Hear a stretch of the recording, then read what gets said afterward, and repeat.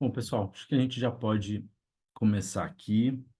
Mais uma vez, quero dar boas-vindas para todas e para todos nessa oficina temática de mobilidade urbana, direito à cidade, que a gente vai iniciar agora. Essa é uma iniciativa do Núcleo Ipiquera, né? O Núcleo Ipiquera é uma organização, é um espaço que acredita que a gente precisa renovar o campo progressista. Então, uma organização que quer dar uma contribuição para esse debate de renovação do campo progressista.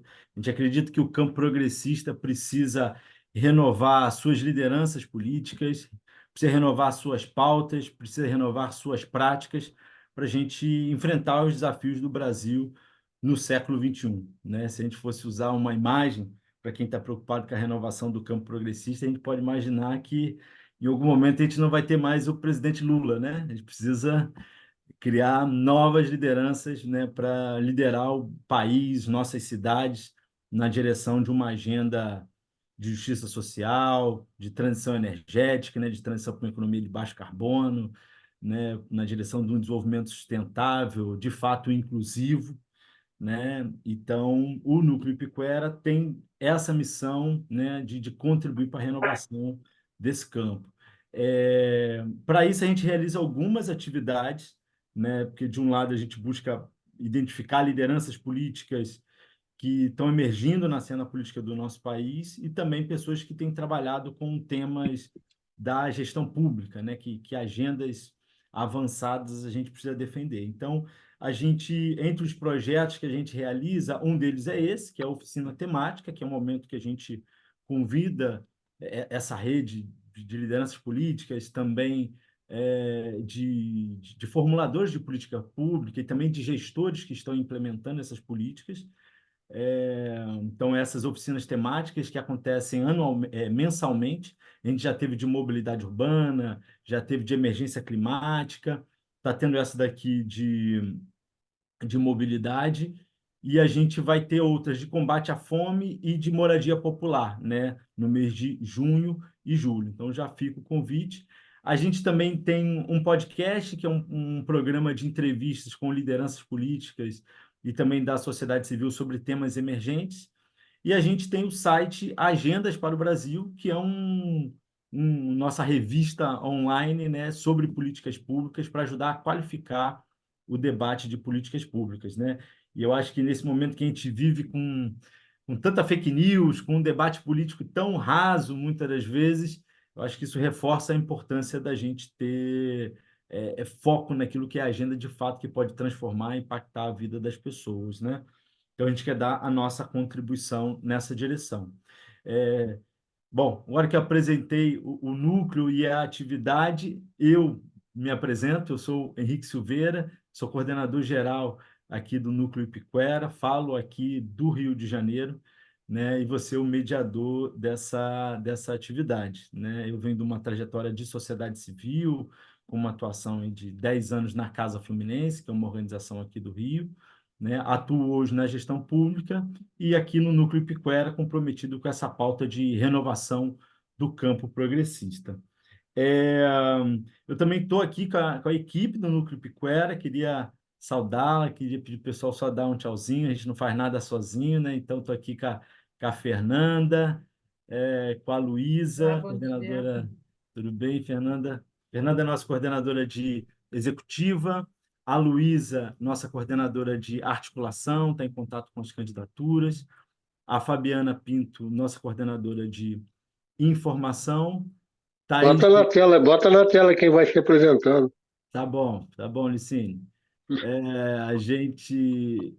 Estou aqui com a Thaís Rodrigues, que é a nossa coordenadora de administração, e com o Zé Marcelo, que faz parte aqui, idealizador do Núcleo Piquera, está aqui na coordenação institucional com a gente. Então, esse daqui é o nosso time, e que, em nome deles, dou boas-vindas mais uma vez a todos vocês. Eu vou aqui apresentar os nossos convidados e já passar a palavra para eles, né, para a nossa discussão. Vou sugerir que quem está aqui na sala possa se apresentar no chat, que é assim a gente também tem uma noção do grupo que está aqui. Vou sempre pedir para quem se apresentar, informar a cidade e o estado que está, né? Tem gente de vários lugares do país aqui, então é legal a gente estar conversando com gente de vários lugares, com realidades diferentes nesse país tão grande, diverso, diverso e desigual também, né? Bom, então, convite para se inscrever no chat. Vou começar aqui nossos convidados, né? Eu estou aqui com a Clarice Link, uma parceira de longa data. Olá. Prazer, Clarice. Clarice é diretora executiva do ITDP, que é o Instituto de Políticas de Transporte e Desenvolvimento, que vai estar abrindo aqui, vai ser a primeira a falar, né, no nosso debate. E a gente tem como mote geral, e a Clarice vai falar um pouco mais disso, pensar mobilidade urbana a partir da coalizão triplo zero, né? A gente pensar uma mobilidade urbana que possa ter zero emissões, zero mortes e zero tarifa, né? Clarice vai falar um pouco disso. E na sequência da fala da Clarice, a gente vai ouvir a Bárbara Barbosa, que é Oi, arquiteta. gente. Prazer, Bárbara. É arquiteta, está falando diretamente de Recife, prazer, e é uma das coordenadoras do Bike Anjo, né? Então, prazer estar com você aqui, que também é uma organização que integra, né, Bárbara, a coalizão Triplo Zero e vai trazer um pouco essa perspectiva de como é que a gente tem um sistema de transporte sem mortes, né? A gente naturalizou muito o número de mortes que a gente tem no nosso trânsito. E, por fim, a gente fecha com o Celso Haddad, né, que é presidente da Empresa Pública de Transporte de Maricá, a EPT. Maricá, que virou um símbolo, né, do debate de tarifa zero no Brasil, uma cidade com 200 mil habitantes, né, e oferece tarifa zero para a sua população e vem inspirando outras cidades pelo Brasil. Então, na sequência, a gente tem a fala do Celso, cada um vai ter 10 minutos para fazer sua exposição, e logo na sequência a gente abre aqui para discussão, a gente ter falas aqui de 3 minutos, né? Eu vou até priorizar para quem está disputando a eleição, quem é pré-candidato até sinalizar, que aí para ser uma das primeiras pessoas a falarem, eu acho que esse é um espaço importante para a gente ouvir a perspectiva de quem vai para a rua pedir voto, né? E como pedir voto falando do tema de mobilidade, como priorizar esse tema. Então, aí a gente abre, o encontro está sendo gravado, pessoal. Então, a gente também vai produzir algumas pílulas desse encontro para compartilhar na internet e todo o encontro ele fica disponível também no nosso canal no YouTube. Então, acho que essas são as informações gerais. Já gostaria, Clarice, de passar a palavra para você iniciar aqui a sua apresentação e apontar caminhos para a gente ter zero emissões no nosso sistema de transporte. Obrigado, prazer estar com vocês. Obrigada, Henrique, pelo convite. Saudo aqui toda a equipe do Ipicuera. É realmente uma bandeira super relevante, né, na nossa atual circunstância aqui. Quem que são as próximas lideranças? E o que a gente tem em mente no que a gente quer sobre essas lideranças, né? O que é, de fato, essa renovação no campo progressista? Acho que você já apontou aí alguns caminhos, né?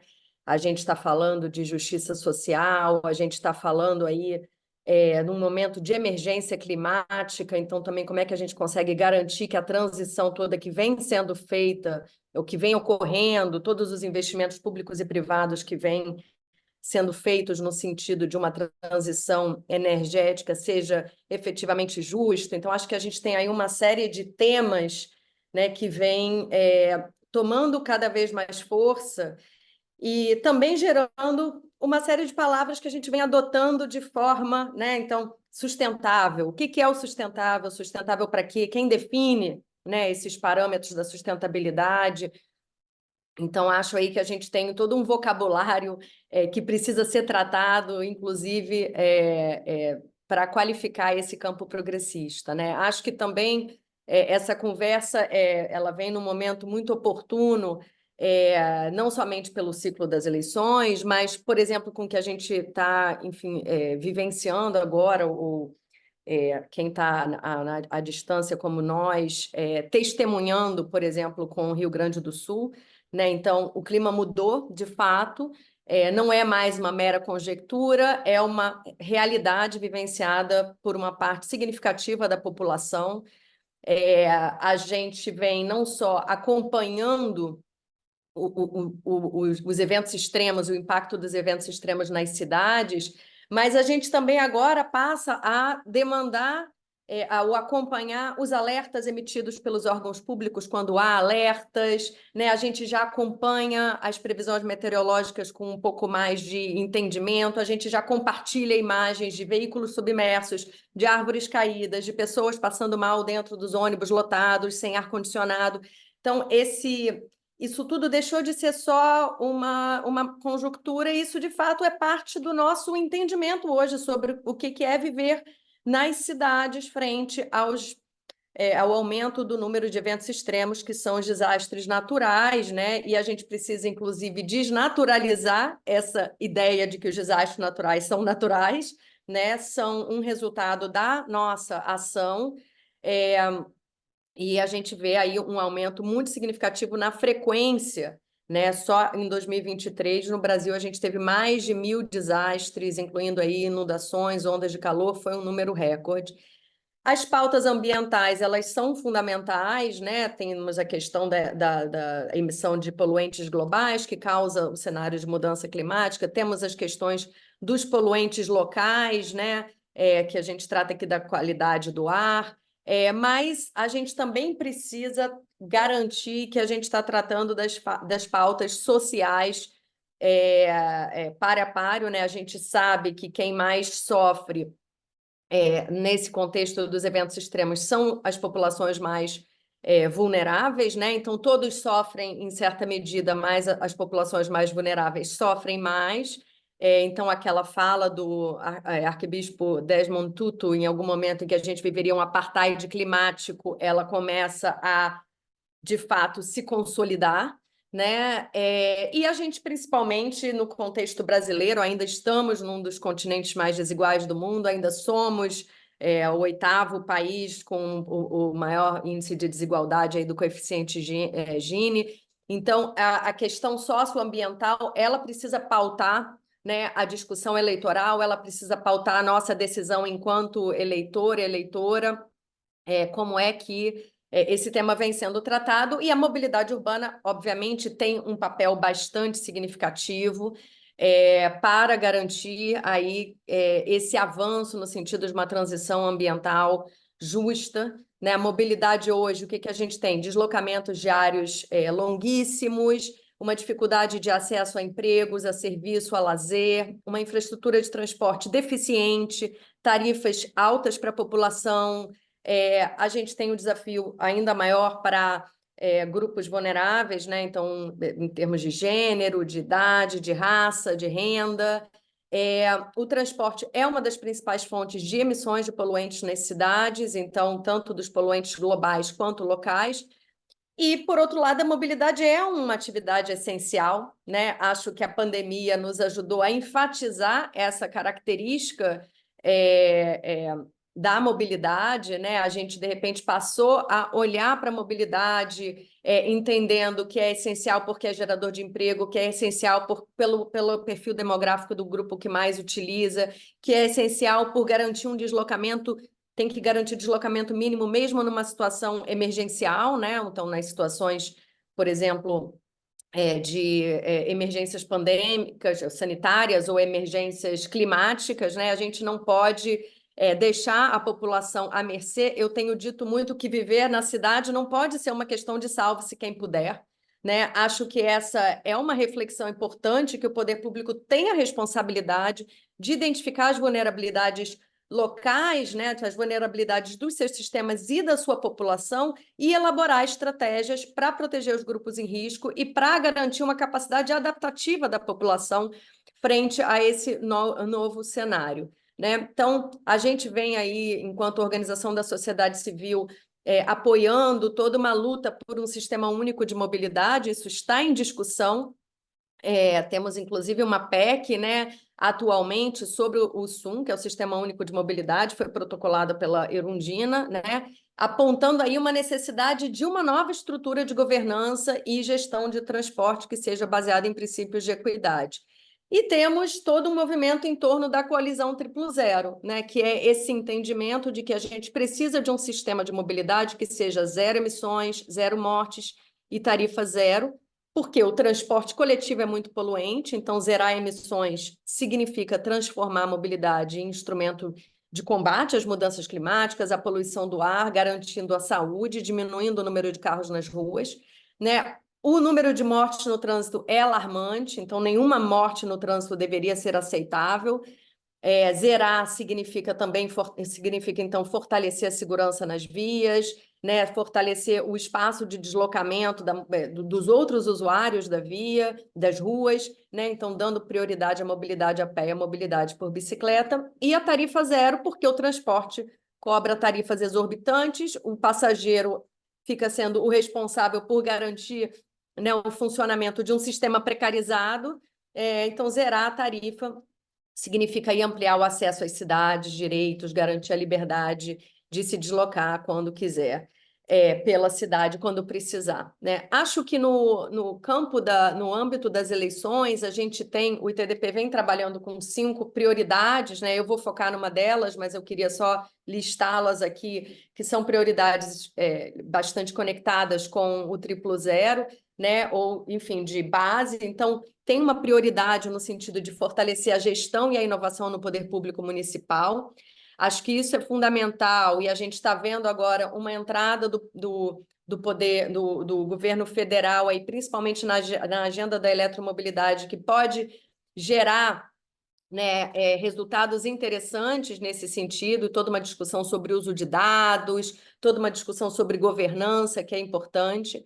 Uma segunda prioridade, que é focar num transporte público, de fato, mais eficiente, limpo, equitativo. Uma terceira prioridade que trata da mobilidade ativa, então como é que a gente consegue garantir, assegurar a mobilidade ativa como parte do sistema de transporte. Acredito que Bárbara vai tocar um pouquinho nisso. Uma quarta prioridade, que é o desestímulo, o desincentivo ao uso do transporte individual, né? O carro e a moto, eles não vão desaparecer, mas a gente precisa rever a forma como a gente se desloca, a prioridade que a gente dá ao modo de deslocamento, né? E a prioridade que a gente vem dando na cidade para o modo de deslocamento individual. E uma quinta prioridade em torno da valorização dos espaços públicos, fundamentais aí para que a gente tenha cidades mais resilientes, de fato, para todos.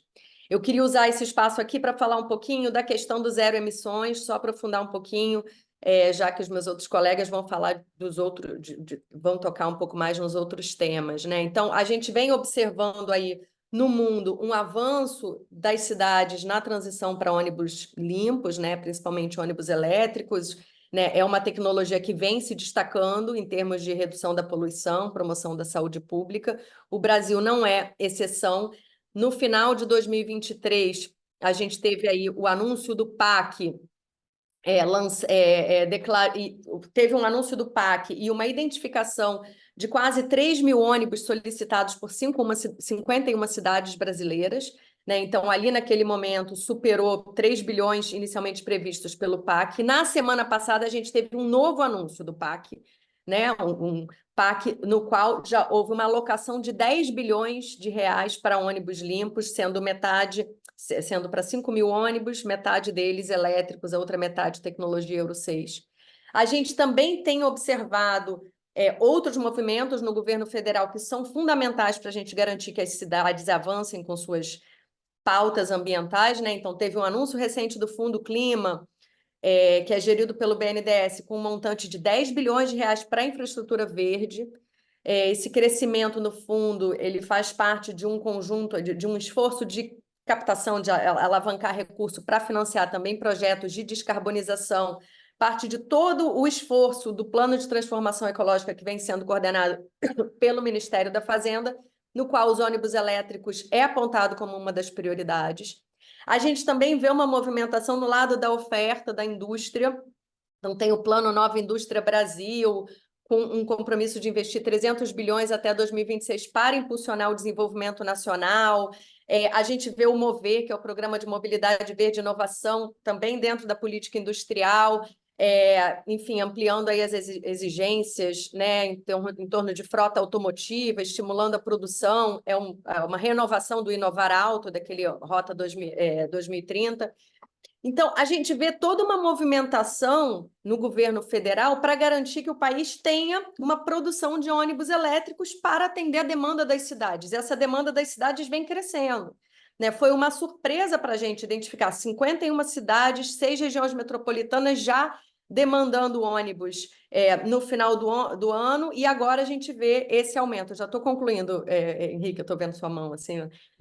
Então, acho que essa é uma oportunidade que a gente tem, né? Porque quem tem que implementar o ônibus elétrico são as cidades, né? Quem tem que ter metas de abatimento de emissão de gases são as cidades, mas a gente precisa estar alinhado aí. Então, para que prefeitos, prefeitas possam cumprir seus compromissos climáticos, a gente precisa estar alinhado com esse esforço que está acontecendo no âmbito federal. Acho que é uma oportunidade da gente focar no renascimento do transporte público. A cidade resiliente, ela não vive sem o transporte público, né?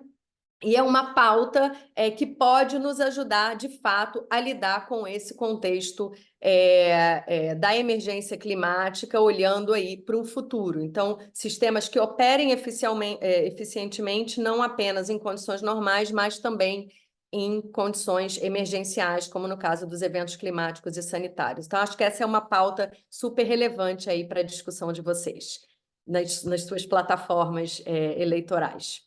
Desculpa, Henrique, passei um pouco. Não, e nada, foi ótimo. Acho que você traz bastante informação e faz esse cruzamento da política federal, né? Tem uma política federal que tem investido nessa direção, combinando uma política industrial, ao mesmo tempo aumento da frota de ônibus. Então, acho que você, na verdade, junto com essa bandeira muito nítida, né, de precisamos reduzir emissões, acho que você traz uma série de políticas que estão em andamentos e que podem ajudar a plataforma eleitoral de muitas pessoas que estão aqui.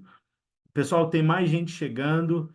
Só para saudar aqui a presença da Rafaela Albergaria, que também é aqui do Rio de Janeiro, está se somando aqui no encontro com a gente. Prazer, Rafa, contar aqui com a sua presença. A Rebeca, que é de Aracaju, é pré-candidata a vereadora lá de Aracaju. Prazer estar com você aqui também, Rebeca. Leonardo Teco, que também já se apresentou aqui. Estou vendo aqui o Ramon, né? O Ramon, que é lá do Sul, é de Caxias do Sul, está vivenciando a situação de emergência climática hoje no nosso país.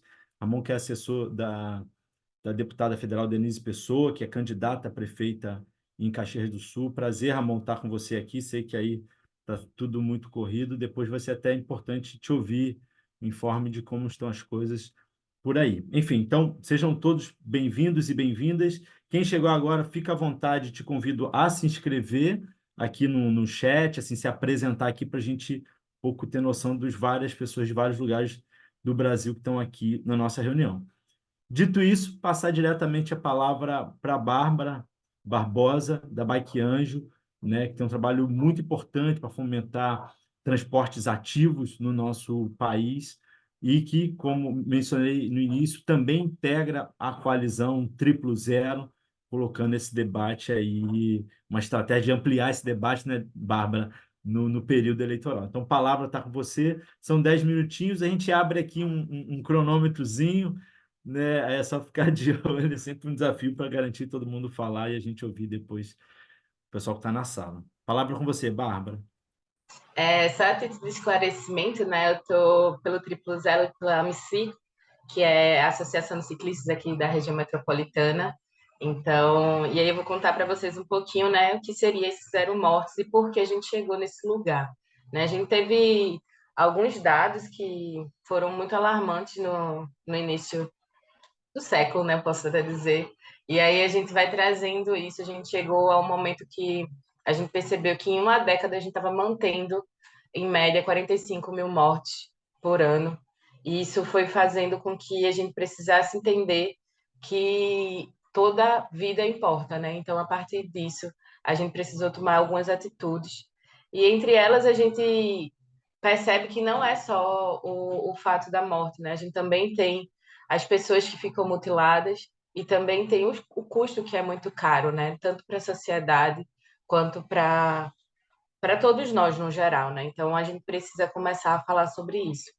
E em 10 anos a gente só reduziu 30%, mas isso ainda é muito, né, significativo. Quando a gente compara, por exemplo, com Suécia e Holanda, que eles têm de 3 a 4 mortes a cada 1.000 habitantes, a gente já chega a quase 17, né? Então, esses números são muito relevantes. E aí a gente vem com alguns pontos que a gente traz, né? O Maio Amarelo é feito para isso, mas a gente entende hoje que virou uma campanha muito mais comercial do que realmente efetiva e de mudanças como deveriam ser feitas.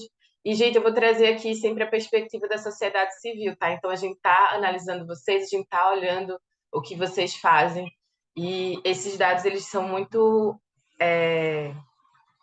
preciosos para a gente, né? Porque toda vez que a gente tem uma lei sendo aberta, tem alguma proposta, o investimento onde está sendo feito, se essas coisas não estão seguindo essa linha de raciocínio básico, isso faz com que a gente o tempo inteiro esteja nadando contra a maré, né? Então, alguns pontos que a gente acha muito caro para a gente é, por exemplo, a priorização do investimento, né? A gente tem uma pesquisa aqui feita pela Amiciclo, em que somos 85% da população.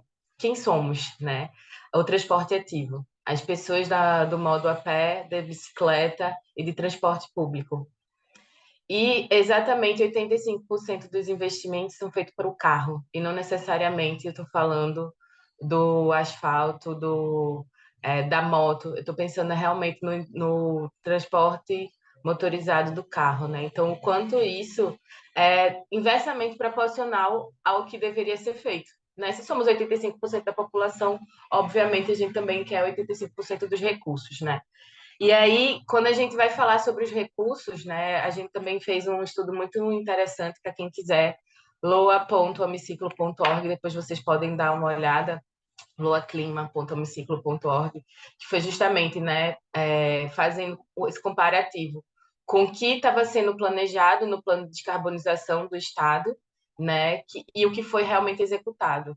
Então, do plano de descarbonização para virar LDO, a gente só teve 10% que foi. E para ser executado, a gente só teve 10% para ser executado. Então, o quanto a gente está ficando à margem do que necessariamente precisava ser feito, né? Hoje a gente tem o Rio Grande do Sul aí mostrando para todo mundo o que está acontecendo, mas, por exemplo, Recife, né, é a primeira capital do Brasil a sofrer os impactos climáticos. Então, o quanto a gente precisa para ontem realmente mudar a nossa forma de investimento e nossa forma de realmente agir, né, em relação aos recursos, e também isso tudo vai reverberar na cidade como um todo, no estado, no Brasil como um todo. Mas, além disso, a gente também precisa falar, né, sobre o fortalecimento dessas instituições, dessa estrutura de gestão, né? A gente precisa não só da continuidade do processo, mas também fazer com que o que foi planejado seja executado, independente do governo que esteja, né? Então, uma coisa que a gente precisa é parar de discutir o que precisa ser feito. Todo mundo sabe o que precisa ser feito, né? Já são leis, né? E aí a gente está fazendo o quê? A gente está realmente tirando essas pautas que são tão caras para a sociedade e fazendo com que elas sejam menos importantes no dia a dia. E a gente precisa disso para ontem, né? De novo, o Rio Grande do Sul está mostrando aí, mas em poucos meses será todos os outros estados do Brasil, porque a gente sabe que o período de chuva está chegando e cada um reverbera de uma forma, né? Então a gente precisa falar sobre isso também. E a gente também precisa reforçar a regulamentação e diretrizes, né? A gente tem a OMS dizendo aí que as cidades deveriam ser 50 quilômetros por hora e eles continuam nos matando a 60 quilômetros ou mais, né? Então, a gente precisa também falar sobre isso. Então, quando a gente fala, né, que a cidade está matando, é porque ela mata em todos os sentidos, né? Hoje mesmo eu estava falando aqui para o pessoal que estava antes, a gente está na primeira ciclovia na avenida do Recife, né, da região metropolitana. A gente está completando 11 anos de plano diretor cicloviário e pela primeira vez a gente está fazendo uma contagem de ciclista na primeira ciclovia que foi lançada agora em dezembro. Então, o quanto não é a prioridade, né? A gente era para ter 250 quilômetros de ciclovia e hoje a gente tem um pouco mais de 12. Então, a gente precisa falar sobre isso também, né? Quais são as prioridades que as pessoas estão colocando. Então, todo o tempo que atrasa o planejamento é também mortes que a gente está falando. E aí a gente entra no Maio Amarelo, que como para mim ele também é muito caro, pelo fato da gente estar se colocando num lugar que... Quais são as novas propostas que a gente está trazendo, né? Quais são as novas ações que a gente está fazendo, né? Quais são... Como a cidade está se comportando. É mais um Maio Amarelo? E quantas mortes a gente vai ter de diferente de junho, julho, agosto, né? Nenhuma. A gente está continuando com os mesmos índices do maio anterior, né? Então, o que é que a gente está fazendo? Não está fazendo nada, né? Infelizmente, aqui no governo do estado, a gente ainda tem uma política de educação muito infantilizada, né? Colocando instrutores que se assemelham muito a firulas, a brincadeiras, e isso faz com que a gente não leve a seriedade de pessoas que estão morrendo no trânsito, né? A gente também teve agora, né, no início do ano, vários atropelamentos com morte, né, na região metropolitana, tanto de ciclistas quanto de pedestres, né? Isso fez com que a gente tivesse uma mobilização muito massiva da sociedade civil, mas em contrapartida do governo do estado, das prefeituras, a gente também não teve grandes propostas, né? Então, quando a gente está aqui falando, né, com possíveis gestores e legisladores, o que é que a gente está fazendo, né, realmente pela cidade e desse fazer para o executar, o que está faltando, né? Porque não falta o recurso, falta realmente destinar o recurso para o lugar certo. Então, a gente precisa falar, né? A gente já veio de zero emissões, agora zero mortes. E a gente vai precisar também, né? A gente falar sobre zero tarifa, né? Porque a única forma de eu investir que as pessoas saiam dos seus carros e realmente cheguem a utilizar o transporte público, né? É investindo nesse bom transporte público, né? Então, não é só o transporte público pelo transporte público. Hoje, eu na sombra, né, no ventilador, eu estou aqui morrendo de calor na cidade do Recife, né? Imagina se eu estivesse dentro de um ônibus, né, que eles não têm refrigeração, né? A gente inclusive retirou o cobrador, né? E o motorista precisa passar troco, por quê? Porque se fosse sem a gente precisar pagar, não precisaria do cobrador, né? E para mim isso também é muito caro, porque eu passei minha infância inteira entendendo que eu não podia falar com o motorista e agora é o motorista que passa o troco. Então, a gente percebe o quanto as relações elas estão mudando, né? E mudando para pior, infelizmente. Então, a gente precisa, sim, de investimento no transporte ativo, do a pé, né? O a pé, as calçadas precisam ser dimensionadas para realmente as pessoas se sentirem à vontade de usar, né? A cidade do Recife é uma cidade em que 10 quilômetros de você praticamente passa ela como um completo. E claro que eu não estou falando para o a pé fazer isso em 10 quilômetros, mas você começa a perceber que em pouca quilometragem você resolve muita coisa, né? E a bicicleta também não é colocada como prioridade. A ciclofaixas a gente está tendo de monte aqui, em ruas que já são calmas, né? Então não precisaria, porque realmente o governo não tem o interesse, né, hoje, de realmente fazer estrutura que seja o que o ciclista precisa, que são as ciclovias, né? E por último, o ônibus, né, que não tem esse investimento, a gente está com os ônibus sucateados e pouquíssimos, raros são os que têm um pouco melhor que seria o ar-condicionado, mas que a gente também precisa falar sobre isso. E principalmente, né, investir nessas pessoas, investir nesses transportes, para que a gente tenha uma cidade realmente mais calma e fazer. E aí a gente também, né, coloca os 50 quilômetros por hora, que ele precisa ser colocado muito em pauta. Então é isso assim, que eu quero contribuir com a nossa conversa e fico à disposição para a gente conversar um pouquinho mais depois. Valeu.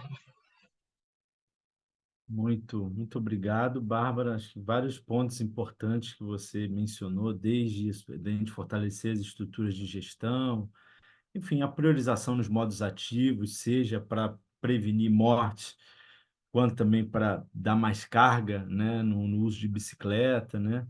Muita coisa boa. Eu queria dizer que a gente está tomando nota disso, né? A equipe aqui do Ipicuera está tomando nota e daqui a pouco a gente vai mostrar o painel com as notas que a gente fez e isso vira um relatório dessa oficina, tá bom? Porque a gente quer que esse conteúdo aqui chegue a outras pessoas que estão aqui no mesmo horário que a gente, mas possa acessar o conteúdo e as ideias principais. Então, só para dizer que a gente está sistematizando essas informações. Na linha aqui também de dar alguns salves, queria dar o salve para o Carlos da Cabanagem, que está em Belém, está aqui com a gente também, parceiro aqui do Núcleo, a Clariana, do Nossas, da minha Sampa em São Paulo, também está aqui, enfim, todo mundo, sejam mais uma vez bem-vindos. Vou passar agora para o Celso Haddad, gestor público, presidente da empresa pública de transporte de Maricá, tenho a alegria de conhecer já o Celso há algum tempo e conhecer um pouco de perto o trabalho da EPT. E, Celso, palavra com você, para vocês, no caso, contar aqui como foi esse processo, né, da estruturação da tarifa zero. Eu acho que a dimensão da gestão aqui faz diferença, como a Adriana mencionou, né? E como isso pode ser o caminho para outras cidades, né? Maricá é uma cidade de 200 mil habitantes, e pode ser referência aí para, como já tem sido para várias outras cidades que querem avançar nessa agenda tão importante para a população, né? Palavra com você, Celso Haddad. Bom dia a todos. Obrigado, Henrique. Alguns companheiros aqui também já acompanhei em outros debates de mobilidade, tarifa zero, dentre outros, transporte, aí pelo nosso país afora. Obrigado mais uma vez, Henrique, pelo convite. Poder externar um pouco o que é o tarifa zero, o que ele representa, o que ele representa para o cidadão, o que ele representa para a cidade de Maricá, o que isso impactou para a nossa cidade, o desenvolvimento da cidade de Maricá. Ele não aconteceu somente pela questão do royalty em si, e sim, obviamente, de uma gestão voltada às políticas públicas que são necessárias ao desenvolvimento de uma cidade e, obviamente, a toda a população. Então, gostaria de falar nesses 10 minutos um pouco aí da cidade de Maricá, do Tarifa Zero. O Tarifa Zero ele foi criada a autarquia, a empresa pública de transporte, em 2014, obviamente uma decisão política em você implementar um direito social das pessoas que, em 2015, né, foi emanado pela emenda constitucional lá no artigo 6º, como direito social, como direito essencial para todos, assim como saúde, educação, moradia, segurança. E é importante trazer para vocês, vou tentar falar rápido, vou tentar botar aqui uma apresentação bem rápida, só para trazer alguns dados para vocês, que eu acho que é fundamental, importante. E aí, nessa discussão do Tarifa Zero, que o Tarifa Zero não é só deixar de cobrar uma tarifa, né? A importância que ele tem, os impactos que ele tem para a sociedade, para o cidadão maricaense, para a economia da cidade, acesso à cultura, e aí acesso à cidadania como um todo. Né? Então, eu vou tentar passar rápido aqui para vocês, se eu conseguir. Vocês estão olhando? Vocês estão visualizando? Sim, sim, Celso, Sim, está rolando. sim. Tá. Então, vou tentar passar rápido para vocês. Só diminuir um pouco o zoom. Acho que não problemas. Então, acho que já está na tela cheia. Né? Tá. Então, vamos lá. Tentar passar rápido para vocês.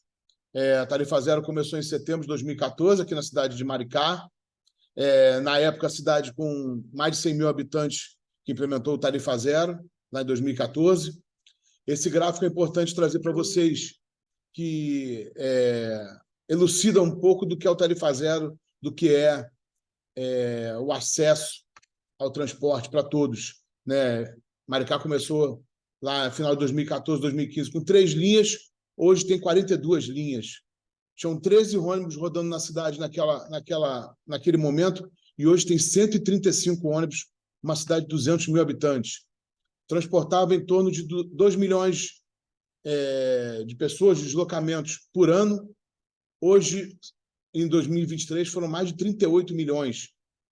Tinham 23 mil viagens que eram feitas, em 2023 mais de 438 mil viagens. Percebe-se que 2020, 2021, na época da pandemia, Maricá, se eu não me engano, deve ter sido a cidade no Brasil, quiçá até no mundo, que, em vez de diminuir o quantitativo de ônibus, aumentou o número de ônibus para cumprir as regras sanitárias da época da pandemia, levando o transporte, levando o direito social a todos, que naquela época, né, deviam se transportar no nosso dia a dia, na nossa cidade. Então, isso é um reflexo do Tarifa Zero. Vocês veem que essa linha ainda não diminuiu, nem se manteve, é uma linha ainda crescente, porque, obviamente, é um serviço público, é um serviço de transporte, que, obviamente, a gente tem que prezar pelo melhor serviço. Então, quanto mais você oferece, quanto melhor você oferece aquele serviço público, sendo de tarifa zero, obviamente, aquela demanda sempre é crescente. Um aparato aqui hoje das 106 cidades no país que implementaram o tarifa zero nas suas mais variadas formas, né? E aí está uma ordem com relação ao número de habitantes. Hoje, Caucaia, no Ceará, é a cidade que tem mais número de habitantes, em torno de 400 mil. Passar esses dados são só relativos à questão dos ônibus, isso são números de 2023, né, com relação ao atendimento de quantidade de frota, quantidade de linha, deslocamentos por dia em 2023, custo, quilômetros rodados, né? Isso, hoje, todos os ônibus da EPT, eles têm GPS, monitoramento, tem fiscalização. Então, esse é um mapa da cidade de Maricá, que faz, obviamente, fronteira com Niterói, São Gonçalo, Itaboraí e Saquarema. Então, esse, obviamente, é um monitoramento tempo real, então a gente fica sabendo, literalmente, a localidade dos ônibus. Esse é um dado muito importante que eu gosto de trazer, que isso aí é o que deixou de ir em 2022 e deixou de ir em 2023, literalmente, para o bolso de uma empresa privada, né? Então, assim, em 2022, um quantitativo de pessoas que andaram anualmente, e por uma média das tarifas das cidades limítrofes a Maricá, mais de 160 milhões em 2022. Deixaram de sair do bolso das famílias, mais de 208 milhões deixaram de sair em 2023 e foram investidos na cidade de Maricá, né? As pessoas deixaram de gastar esses valores e foram investidos na nossa cidade. Isso reflete também a melhoria da economia, a melhoria do poder aquisitivo das famílias, que, no mínimo, 20% de sua renda seria gasto com transporte. Então, isso também é um reflexo que o Tarifa Zero traz em benefício das pessoas e da nossa cidade. Esse também é um slide muito impactante, que é quantas empresas tinham em 2014, no início do Tarifa Zero, e quantas tiveram em 2023. A arrecadação de INSS em 2014, de Maricá, a arrecadação de INSS no último ano, 2023. Então, você vê como o Tarifa Zero impactou na economia da vida da cidade, tanto esses benefícios. Empresas do Rio, empresas de Niterói, se mudam para Maricá, obviamente tem um benefício de não pagar o vale-transporte, né, para os funcionários. Então, o que isso injeta na economia da nossa cidade desde 2014 até hoje, né? Importante falar bem rápido aqui dessa questão da ouvidoria, que Maricá é uma das únicas cidades, das 106 cidades hoje no nosso país, que tem uma gestão 100% popular. O que é isso? Eu quero mudar um horário, eu quero mudar um itinerário, eu quero ver qual é a demanda da população. Eu não preciso pedir autorização de forma de concessão para uma empresa privada, para uma empresa concessionária. Eu não preciso que essa demora nessa execução do melhor serviço público em atendimento ao benefício de cada comunidade, de cada bairro, de cada distrito, chegue a ser executado, porque a decisão é literalmente pública. E aí é visualizado isso, a gente recebe a reclamação, a sugestão, a opinião das pessoas, e, através do estudo de diretorias de dentro da EPT, de um órgão público, a gente chega no melhor caminho que a população deseja e, obviamente, para a melhoria do serviço. A gente prevê sua execução ainda em 2024. Obviamente, se o transporte é um direito social, hoje a catraca tem nos ônibus ainda somente como modelo para a gente quantificar as pessoas diariamente nos ônibus, obviamente para o Ministério Público, o Tribunal de Contas do Estado.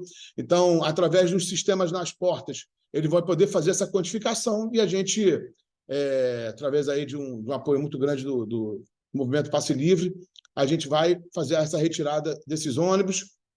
Obviamente, Maricá também funciona num sistema híbrido, com ônibus da autarquia, com motorista da autarquia, e fizemos uma licitação com modo de pagamento no quilômetro rodado, né, como tem hoje em outras cidades brasileiras, e fazemos o pagamento dessa prestação de serviços que somente entrega, não faz a gestão, somente entrega o ônibus com o motorista com um ônibus manutenido. Só quem faz a fiscalização, monitoramento e gestão de todo o transporte é o ente público.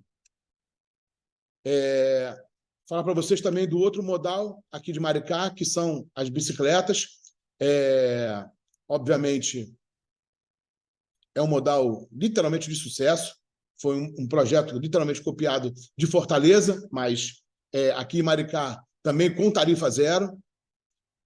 Hoje nós temos 25 estações com 250 bicicletas, temos mais de 122 mil pessoas cadastradas no sistema.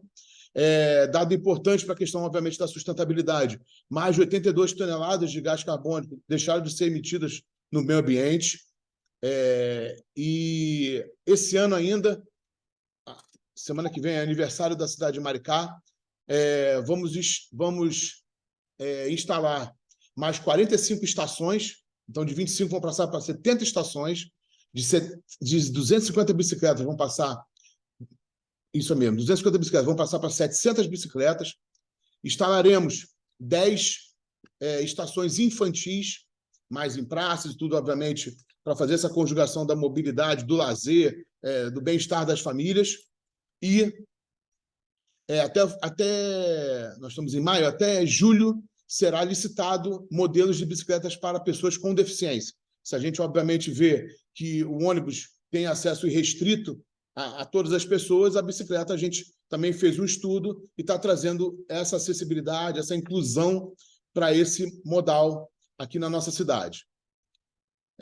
Como forma, falado pela Clarice um pouco da questão da sustentabilidade, Maricá recebe o recurso de royalties e está investindo esse royalties de uma matriz poluente, que é, obviamente, o petróleo, investindo numa matriz descarbonizada, que é o hidrogênio. Nós temos hoje estudos com a COP e a FRJ de 3 protótipos, o protótipo elétrico etanol e o elétrico hidrogênio. O melhor protótipo a ser, através dos testes, ainda serem feitos esse ano, vai ser implementado e a gente vai fazer uma linha de produção que a gente visualiza até 2038, que todos os ônibus da frota da EPT sejam ônibus descarbonizados. Então, a gente está investindo, obviamente, numa matriz descarbonizada, um recebimento de um valor de uma matriz poluente. Importante trazer para vocês, antes de fechar, esses dados do plano de mobilidade que vai ser executado na nossa cidade. E isso aí, vocês podem ver que a pesquisa de 2022, esses dados hoje já são maiores, mas eu vou trazer esses dados ainda, entre aspas, desatualizados.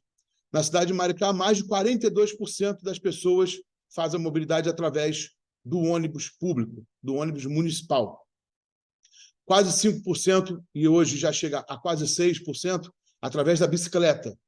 E 19% através do carro e 3% através da moto. Então, dito, obviamente, em eventos que eu vou e também em empresas que fazem esse tipo de pesquisa, que esses dados são, literalmente, ao contrário, na grande maioria das cidades. Usam mais o carro e a moto como condutor aí da mobilidade, dessa mobilidade individual. Então, aqui em Maricá, obviamente, para o governo municipal entender que o serviço público de transporte tem que ser, obviamente, o melhor possível, né, através de investimento, a população de Maricá usa quase como 50% o ônibus e a bicicleta como modal diária de transporte.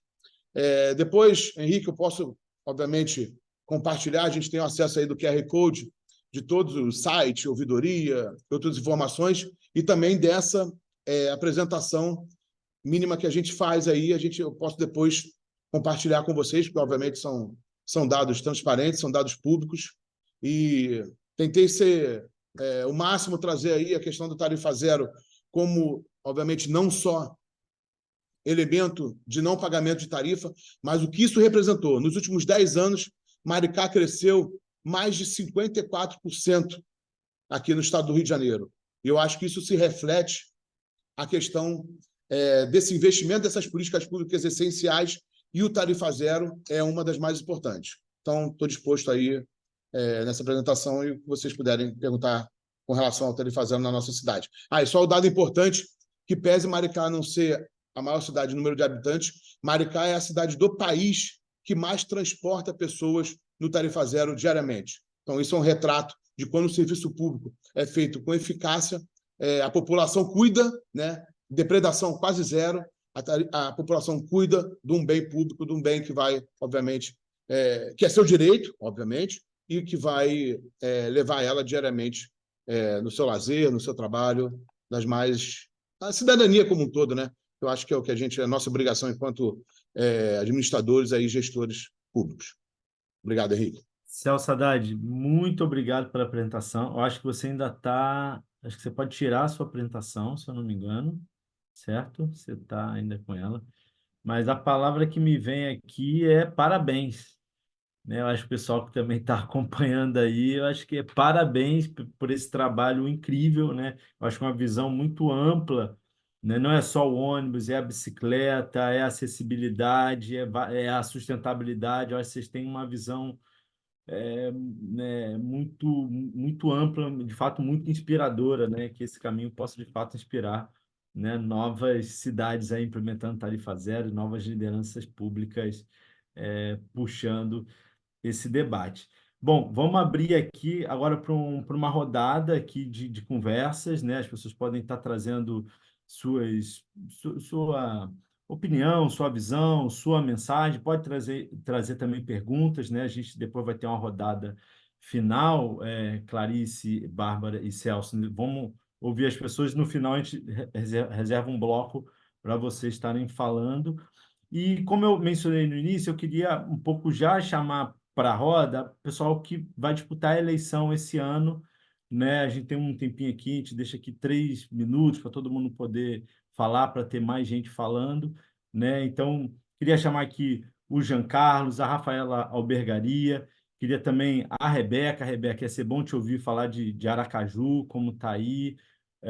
Ramon, você que está coordenando o programa da Denise Pessoa aí em Caxias do Sul, fica à vontade, até para trazer o informe aí do Sul, como a enchente impactou o sistema de transporte.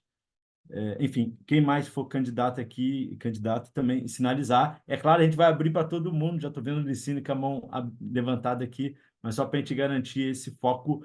E abrindo aqui, queria abrir com Jean Carlos, eu queria deixar até uma pergunta geral assim, para vocês, assim, como é que vocês vão trabalhar esse tema na eleição de vocês, né? Como é que vocês esperam tocar a população por meio da temática? Eu acho que ela é importante, a gente sabe, mas como é que a gente vai envolver mais pessoas nessa pauta? Então, se puder ser assim, Jean Carlos, na sequência, a Rafa, Rebeca, e aí o pessoal vai levantando a mão. Bom demais, Henrique. Peço desculpa já de antemão se tiver algum barulho de obra. Meu vizinho resolveu construir uma nova casa aqui do lado dele, então tá um barulho bem alto. Se vocês tiverem dificuldade de me ouvir, vocês me avisem. Bom, muito honrado de receber o convite. Muito obrigado, Henrique, e toda a equipe do Núcleo. Muito honrado mesmo. Honrado de ter várias pessoas aqui que eu admiro muito o trabalho. Estava comentando com o Henrique e Rafaela, estou usando no meu trabalho do mestrado um pouco da sua produção, então muito contente de estar aqui. Vejo rostos de candidatos aí da luta política, então muito contente. Eu me chamo Giancarlo, eu sou de Cabreúva, é uma cidade do interior de São Paulo, de cerca de 50 mil habitantes. Eu sou cientista político, formado pela USP, e fui eleito vereador em 2020, único parlamentar negro, primeiro parlamentar LGBT eleito da cidade, enfim, fiz um mandato de 3 anos, muito focado em combate às desigualdades, e fui aprovado no mestrado em Política Pública da Universidade de Oxford, da Escola de Governo da Universidade de Oxford, no qual eu estou quase terminando aí, estou no fim. E como projeto final, eu estou trabalhando com tarifa zero. Então, a minha aproximação específica do tópico da tarifa zero é sobre como as cidades brasileiras financiam. O Brasil hoje está se tornando referência mundial no que diz respeito à tarifa zero. Nós somos o país que tem a maior quantidade de cidades hoje que implementa. Segundo a última atualização, que é de ontem, nós temos 110 cidades que implementaram a tarifa zero. Nós descobrimos, eu com Daniel Santini, que é um dos pesquisadores sobre a tarifa zero, nós descobrimos mais 3 cidades que implementam. Então é assim, cada dia você acaba descobrindo uma nova cidade. Está sendo um processo muito legal, porque está justamente quebrando. A minha pesquisa ainda não está concluída, né? Eu estou um pouco mais da metade dela, mas o caminho para as conclusões que a gente está chegando com a minha pesquisa é que o estigma que a tarifa zero é caro, ele é completamente insustentável. A tarifa zero, ela não é caro. 80% das cidades que implementaram a tarifa zero gastaram menos de 1% do seu orçamento fazendo isso. Então, por que que a gente ainda acaba reproduzindo esse argumento de que é caro, sendo que na prática aí, como nosso querido Celso comentou, no fim das contas é uma decisão política. É um pouco disso que eu quero mostrar no meu trabalho, então mostrar a partir de evidência do porquê que a tarifa zero não é caro, evidência das cidades que implementaram, e também os melhores modelos que as cidades implementaram para cada tamanho de cidade. Eu quero ajudar a espalhar a palavra da tarifa zero aí para todas as cidades do Brasil. Acho que isso é fundamental. A gente está falando de mais de 5 mil cidades, mas hoje pouco mais da metade delas só tem transporte público. Então, acho que a gente ainda precisa dar um passo a mais de discutir primeiro ter transporte público e, se tiver um transporte público, gratuito. Acho que esses são os passos aí que eu quero ajudar a espalhar pelo Brasil. Aqui na minha cidade, eu fui vereador por 3 anos, como eu mencionei, e agora nós estamos construindo um grupo político que nós vamos ter uma decisão dentro do próprio grupo político para ver quem vai ser o candidato a prefeito. Eu sou um dos possíveis candidatos a prefeito.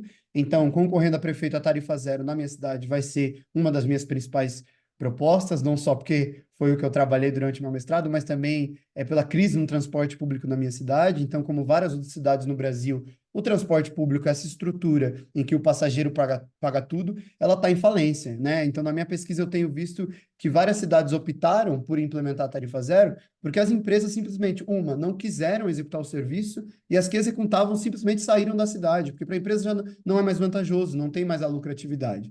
Então, a gente está falando de um sistema em crise, em que as cidades precisam repensar a maneira com que organizam a estrutura do transporte público, e aí é justamente o gap que a gente tem para entrar sobre a discussão da tarifa zero. É um pouco da minha aproximação aqui enquanto candidato a prefeito. Se não candidato a prefeito, venho para a reeleição do mandato de vereador, e também com a pauta da tarifa zero, da mobilidade. Como bem mostra a Rafa aí na pesquisa dela, as cidades brasileiras, e não diferentemente a minha cidade, ela foi construída em um processo de exclusão, especialmente de corpos pobres e pretos. Então, a tarifa zero, ela precisa ser levada também como uma mensagem de construção de cidades mais igualitárias e de enfrentamento dessa lógica de mobilidade racista, uma mobilidade que ela coloca uma barreira aí para os nossos corpos. Então, estou muito feliz, muito animado, quero agradecer novamente por fazer parte dessa construção aqui. Estou disponível para trocar mais ideias e aprender com todo mundo aqui. Obrigado. Muito bom, sensacional, Jean Carlos. Ó, o pessoal aqui do MND já até perguntou sobre a tua pesquisa. Acho que muita gente também se perguntou. Eu acho que você vai fechar ela, né? Quando fechar, a gente faz questão de compartilhar, né? Lá no site Agendas para o Brasil. A gente quer que esse tipo de material possa ser referência no debate de políticas públicas. Enfim, ato contínuo, já vou. Cadê a Rafa que estava aqui? Ah, tá aqui, tô vendo. Já passar para a Rafa, né, que tem uma luta grande no tema da mobilidade, já disputou a eleição, vai disputar esse ano de novo. Rafa, conta para a gente aí como é que você está vendo esse cenário da Claro. mobilidade. Olá, bom dia a todas, todos e todes. Rafaela Bergaria, primeiro agradecer muito, Henrique, todo mundo da equipe do Ipicuera pelo convite. Acho que esse debate é um debate muito importante. Saudar aí o Celso, a Clarice, esqueci, a Bárbara, né, que falou aqui pelas contribuições que são muito importantes, né? Acho que a gente precisa muito avançar nessa agenda de propostas, de como é que a gente apresenta o debate de mobilidade, que é uma questão central. Eu começo a discutir mobilidade, para quem não me conhece, a partir de algo que me atravessa. Minha prima, a Joana, é morta em 2017, indo para a faculdade, arrastada e atropelada pelo trem e criminalizada pela sua própria morte, responsabilizada pela sua própria morte pela Supervia. Começo a produzir uma pesquisa, né, sobre ocorrência violenta nos trens, e a gente descobre que só em 2018 2 pessoas foram mortas por semana atropeladas pelo trem. Essa realidade abre um norte, né? Porque a gente começa a olhar para as estruturas de mobilidade e entender, na verdade, que tem uma estrutura de interdição de corpos negros periféricos na política que estrutura a cidade, que a mobilidade dá conta e é elemento determinante para a estruturação jurídica, para as políticas de planejamento urbano. E eu acho que a Tarifa Zero vai ser a nossa agenda central, né, de como a gente apresenta todas essas necessidades que foram apresentadas aqui. Queria trazer alguns elementos que eu acho que são muito importantes para a gente refletir, que, né, na Coalizão Mobilidade Triplo Zero a gente tem discutido que qualquer tarifa zero é melhor do que não ter tarifa zero. Isso que o Jean Carlos aponta, né, sobre a questão de ter prioritariamente transporte público, a base para como a gente apresenta, inclusive, o debate de gratuidade.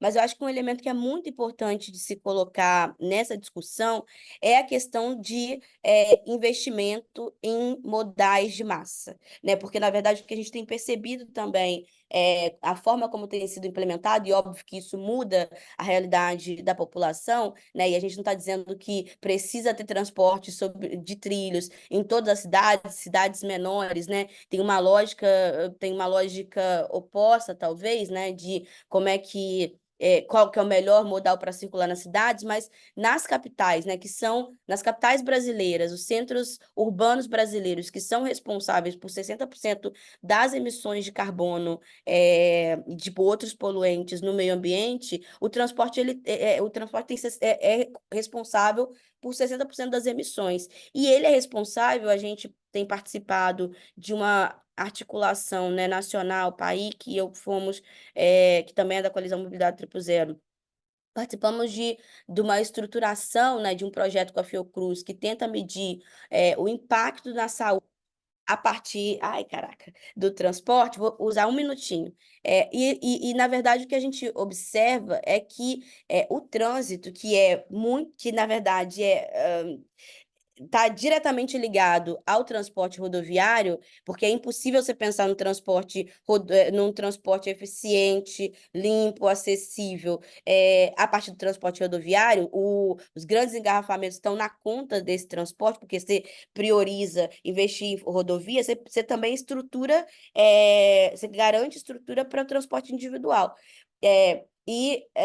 O trânsito, ele é determinante, inclusive, para degradação da saúde da população. Então, uma série de doenças, né, tanto mentais como doenças físicas, problema de coluna, varizes, a questão, né, da importunação sexual, do assédio sexual, são determinantes para o adoecimento da população. E a gente precisa apontar para outros modelos de mobilidade, do transporte sobre trilho, principalmente nas grandes capitais brasileiras. Então, o debate da eletrificação é um debate que está sendo priorizado porque ele também responde às demandas das montadoras de automóvel, que precisa que o Estado invista em infraestrutura de eletrificação para começar a vender carro elétrico. Então, a gente está construindo, estruturando uma campanha que fale não só sobre a tarifa zero, que é algo central a partir da materialidade, como é que isso impacta na vida das pessoas. Então, quero trocar muito com o Jean Carlos, com o Celso, com a Clarice, para poder estruturar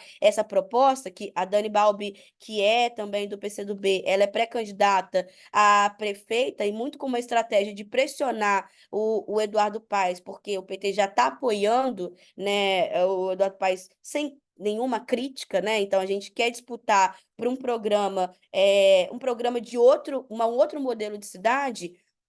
A gente precisa apresentar e investir no transporte de massa, em falar sobre requalificação e ampliação do transporte de trilho, especialmente transporte de trens que atendem as periferias do Rio de Janeiro, falar sobre ampliação do transporte metroviário para os territórios mais suburbanos, periféricos de favela, porque para finalizar, acho que tem algo que estrutura hoje o modelo de mobilidade nas cidades, que se prioriza os territórios mais abastados, onde tem mais infraestrutura, é onde recebe maior parte do financiamento. E tem que ser princípio, o território que tem menos infraestrutura tem que ser prioridade na distribuição do orçamento. O governo federal não coloca nenhum critério para a distribuição do orçamento. Então, enquanto a gente tem 8.000 ônibus elétricos que estão sendo disponibilizados a partir do recurso do governo federal, tem uma outra massa de ônibus que não tem nenhuma requisição de compra e que estão sendo inclusive doados dentro do edital de solicitação das prefeituras, estão sendo doados direto para a empresa. A gente sabe que é uma máfia que mexe com isso. Então, isso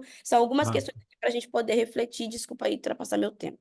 não, Rafa, muito bom. Sempre. Você tem muito conteúdo, tem muita coisa a dizer e muito compromisso também com essa pauta. Então, é por isso que é sempre muito bom. Vamos ouvir agora a Rebeca, direto de Aracaju, que vai disputar também a eleição lá para a vereança, para ela falar como é que ela está vendo a mobilidade lá em Aracaju, como é que ela vai tratar desse tema lá.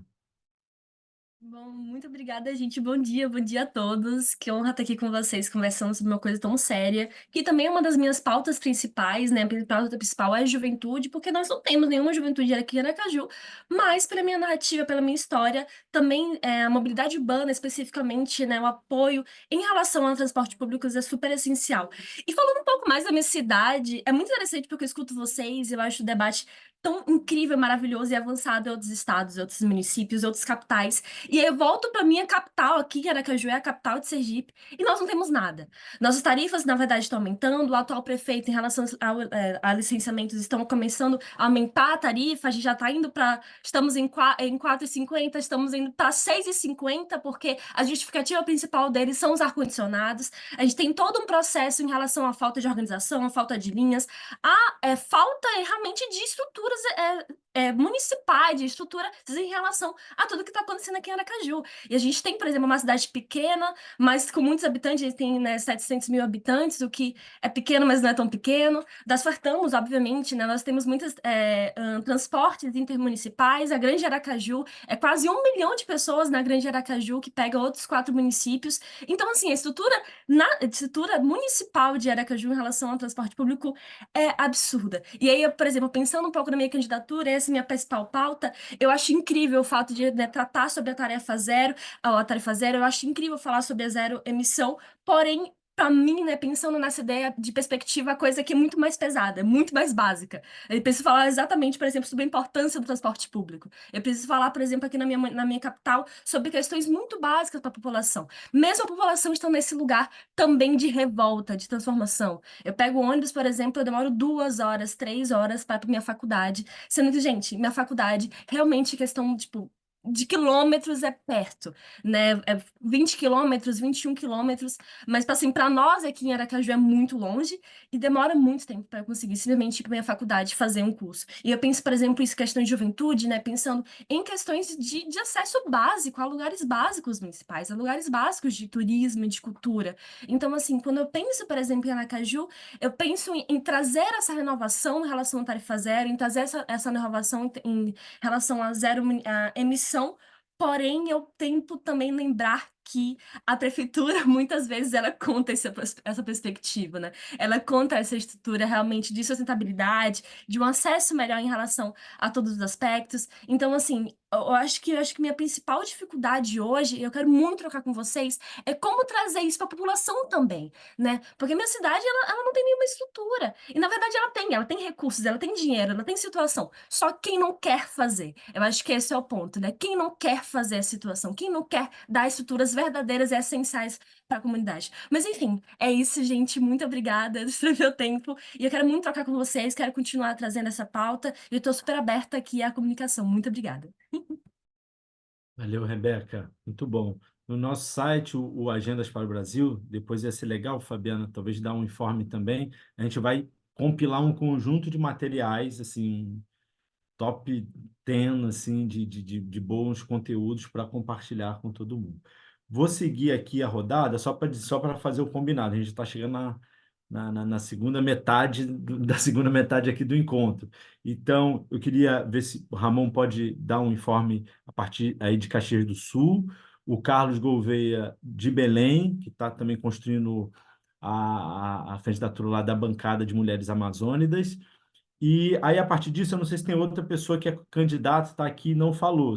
Pode ser candidato ou assessor da candidatura. Se tiver, se anuncia, senão a gente vai começar a outra rodada de, enfim, para todo mundo que está aqui falar. O Licínio está inscrito, então vê quem mais se inscreve. A partir de 11h40, de 35 eu abro aqui para a Clarice, para o Celso e para a Bárbara, cada um falar 5 minutos e a gente fechar no tempo, tá bom? Então pedir atenção no tempo também, né, dos 3 minutinhos, Ramon, depois Carlos e depois Licínio.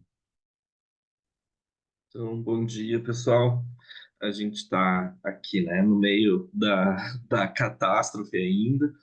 Caxias do Sul foi relativamente pouco atingida, né, por tudo que aconteceu, pelas chuvas intensas. Né, choveu muito aqui, mas em termos de perdas, enfim, né, a gente é incomparável com aquilo que provavelmente vocês tenham visto mais na TV, na imprensa, né, que é o que está acontecendo na região metropolitana ali, né, dos, sei lá, de todos os 500 e tantos, 540 mil quase desalojados. Aqui em Caxias nós temos 40 famílias, eu acho, alguma coisa assim, né? Enfim, é uma proporção bem menor do que em geral, né? Dos 150 óbitos, 151, eu acho, até agora confirmados, 5 foram aqui. Então, a gente está meio que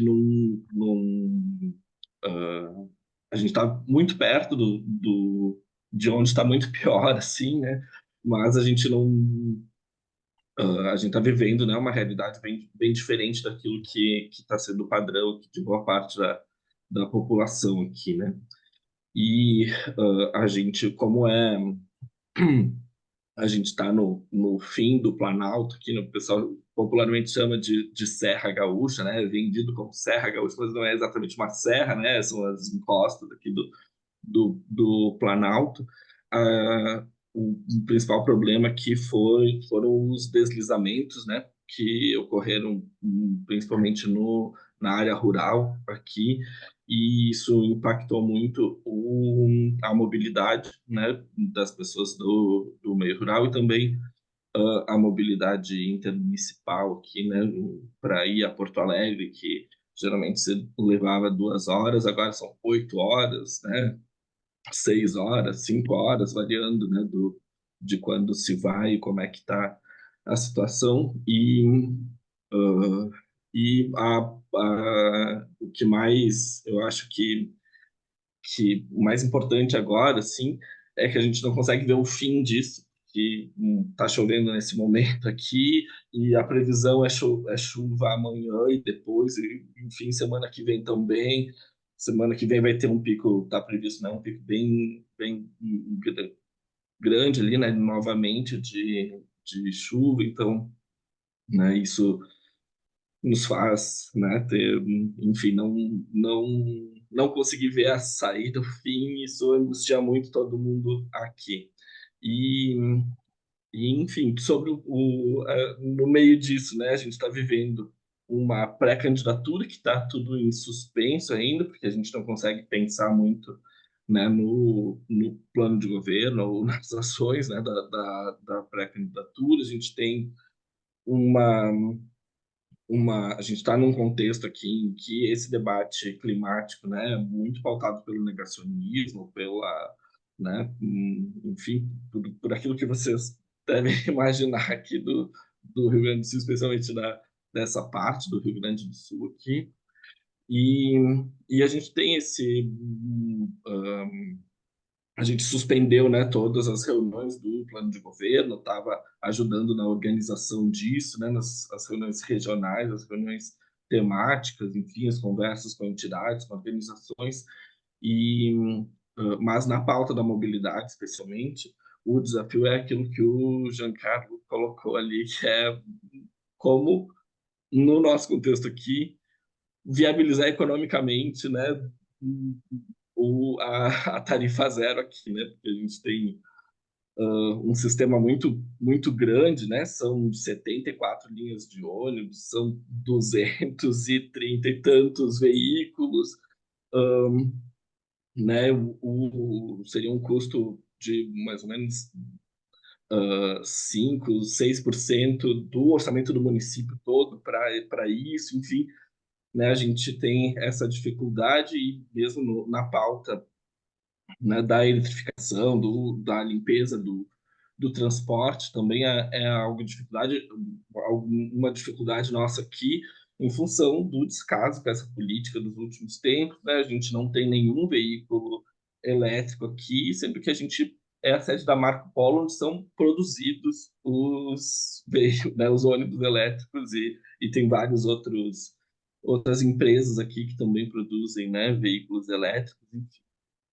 Então a gente tem esse impasse, assim, né, de ter muito recurso, de ter muito, mas como viabilizar isso é o nosso desafio aqui. Ramon, Henrique. fechou, amigo? Acho que era, não. Tá bom. Amigo, muito obrigado, meu abraço aqui, nossa solidariedade, um momento realmente sem precedentes, né, de tudo que está acontecendo. Acho que o que você narra só mostra a gravidade, a profundidade do impacto dessa tragédia no Sul. Então, um abraço aqui para você, para a deputada Denise Pessoa, e a gente segue aqui nesse fluxo buscando se conectar, que é isso, no final de tudo, ainda, além da tragédia, ainda tem o negacionismo dela, que a gente precisa politicamente enfrentar. Saindo de Caxias do Sul, direto para o norte do país, em Belém, ouvi um pouco o Carlos Gouveia, trazer um pouco da perspectiva de Belém sobre mobilidade, as candidaturas que Carlos também está apoiando lá.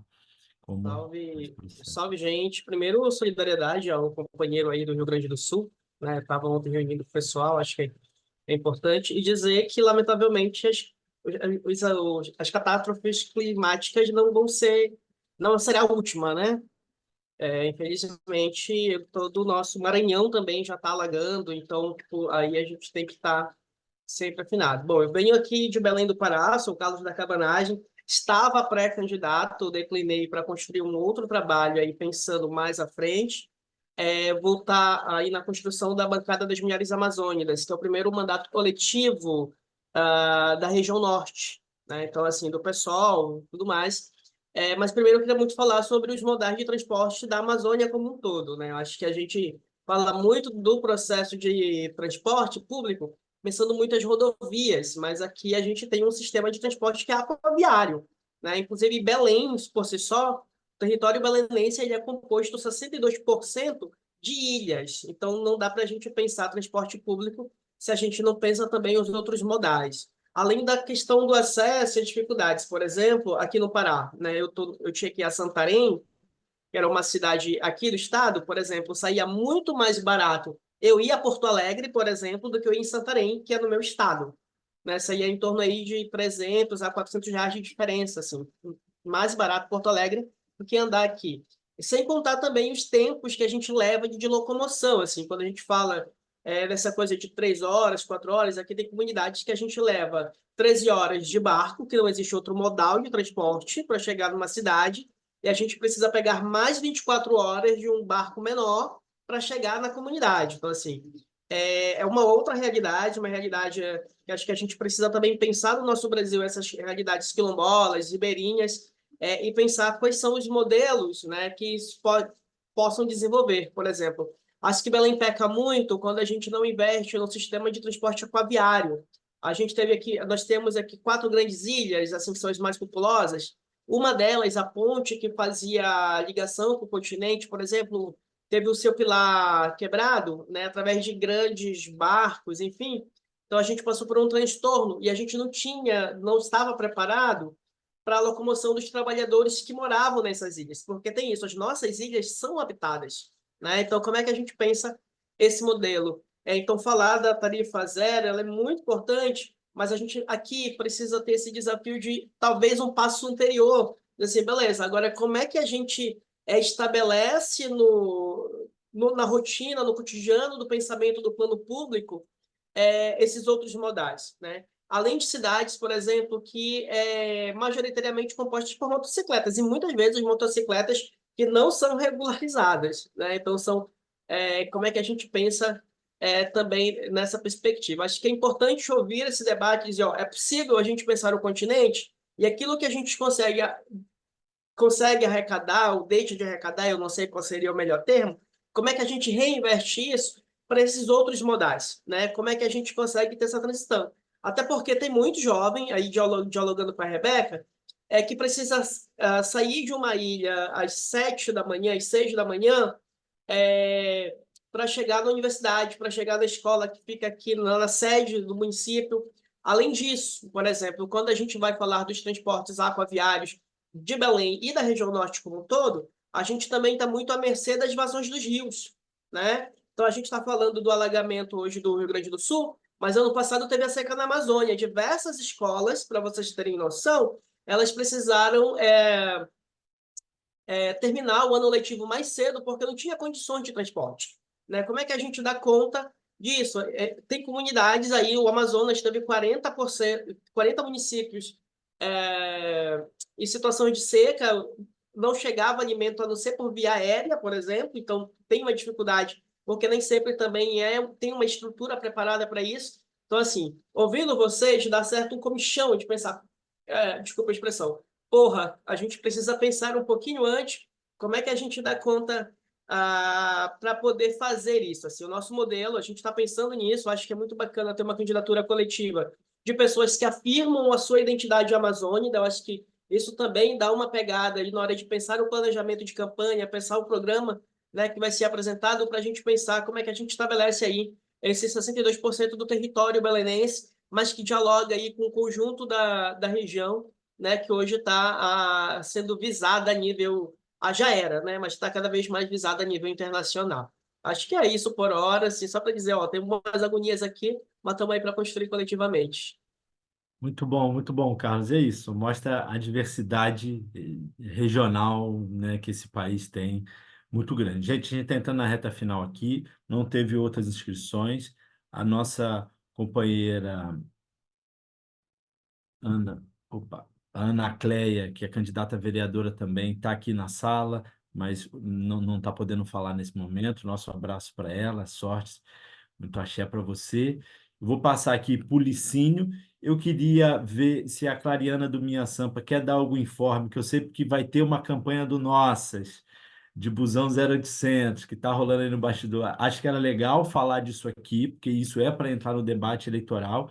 Se você tiver condições de falar isso, vai ser bom te ouvir depois do Licínio, e logo depois do Licínio eu passo na verdade, para a Luísa só mostrar o painel de notas, que aí a Luísa mostra, e na sequência Clarice, Bárbara e Celso com 5 minutos cada um para a gente fazer as considerações finais e fechar o nosso encontro. Então, passar para o Licínio, pedir ajuda, Licínio, com o tempo, que a gente já está estourando aqui quando dá o apito.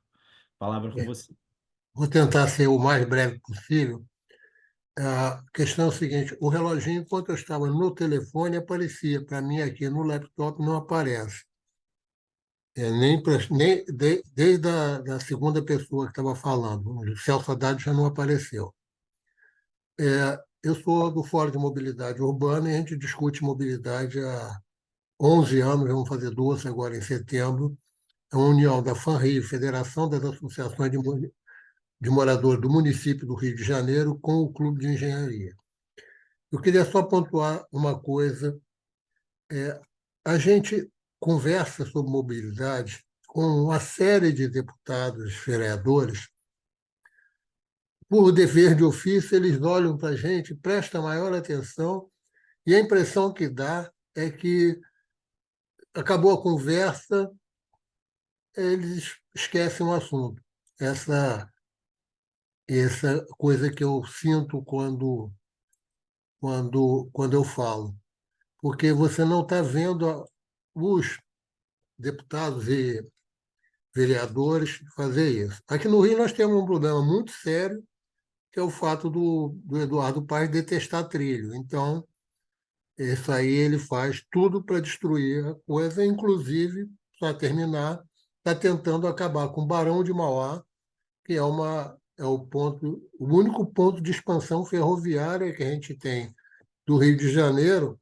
Eu queria saber se acabar com o trem, quanto gera de débito de carbono, porque a cidade do Rio de Janeiro está, apesar de toda a propaganda, está caminhando para ter débito de carbono, porque não é possível que a gente não invista em trem. Obrigado. Obrigado, Licínio. Obrigado por ser expedito aqui. Vou passar para a Clariana, minha sampa, levantou a mãozinha. Depois, Luísa, apresenta o painel. Só uma coisa, o Celso Haddad está tentando entrar aí, Fernanda. Ver se... Clariana, por favor. Oi, gente, bom dia. Eu sou Clariana, sou da Minha Sampa e do Nossas.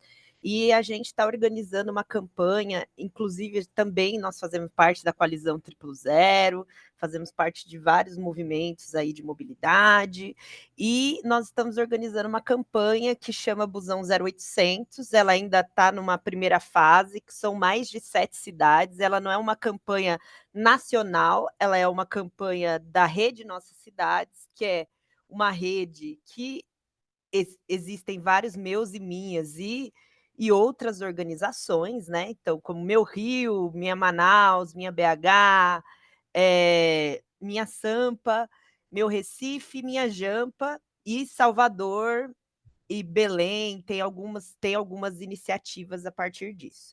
A campanha, ela começou em BH, na verdade, que é uma campanha que chama busão0800.com, se vocês entrarem no site, vocês vão ver que é uma campanha de BH, e a gente resolveu usar a prerrogativa do Vale Transporte, não é a lei do Vale Transporte, através do cálculo tarifário, para instituir uma taxa para que as empresas até 9 não paguem, né?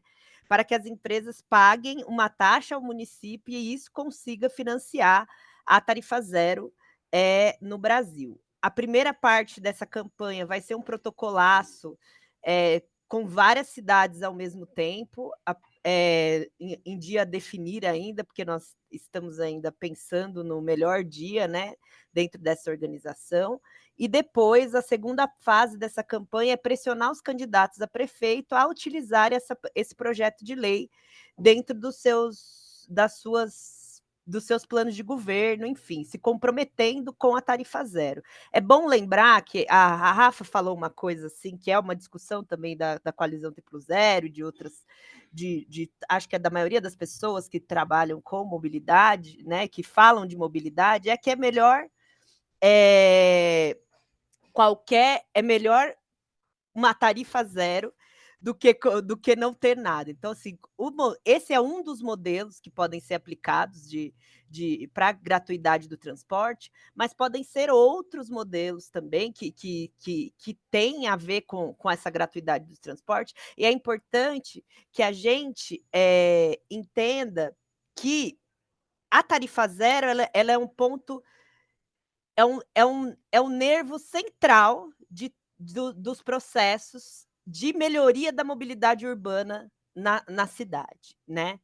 Quando a gente fala, eu não sei quem falou, mas falou das dificuldades, é porque eu não estou olhando o tempo, então posso ter passado um pouquinho. Mas é só falou das dificuldades sobre o transporte, demora no ônibus, etc. Isso tudo tem muito a ver com o modelo de pagamento que a gente tem de transporte, modelo de custos de transporte, como no Brasil ainda a gente tem esse modelo atrasado, e com a tarifa zero a gente consegue diminuir muito dessas dificuldades em relação ao transporte. Claro, Clariana, organizado. bateu o tempo, tá? Só para dizer. Tá bom, tá bom. É só para concluir mesmo. Então, é essa campanha que a gente está fazendo, e é isso, gente. Vamos junto aí pensar numa mobilidade melhor para todo mundo nessas eleições. Valeu, muito obrigado. Queria chamar rapidamente a Luísa nossa coordenadora de articulação, para mostrar o painel. Consegue mostrar, Luísa? Boa.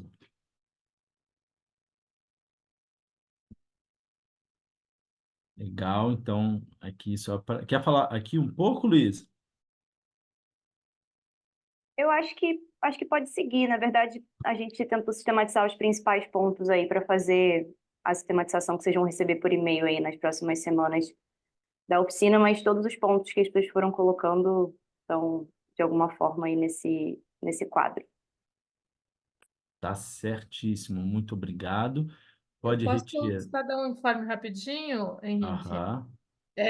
Não, só para falar também que essas sistematizações a gente compartilha com todo mundo, né, pelo nosso mailing, com quem está aqui na oficina, mas de toda forma elas também ficam salvas depois, tanto no nosso site do Agendas, que daqui a pouco a Fabi vai dar um informe, como também na nossa página do Instagram. No Linktree, vocês conseguem acessar todos os materiais, né? Sejam das oficinas, dos podcasts. Então, também fica tudo registradinho ali. Henrique, só uma parte, é que eu deixei uma contribuição aqui também no Opa, chat, que eu acho importante dizer que é isso, né? Pensar a justiça racial e climática precisa ser ponto 1 de como a gente pensa a mobilidade na cidade, né? Para impactar, de fato, nas desigualdades. perfeito, Rafa. Muito obrigado. Fabi, ia falar rapidinho. Boa.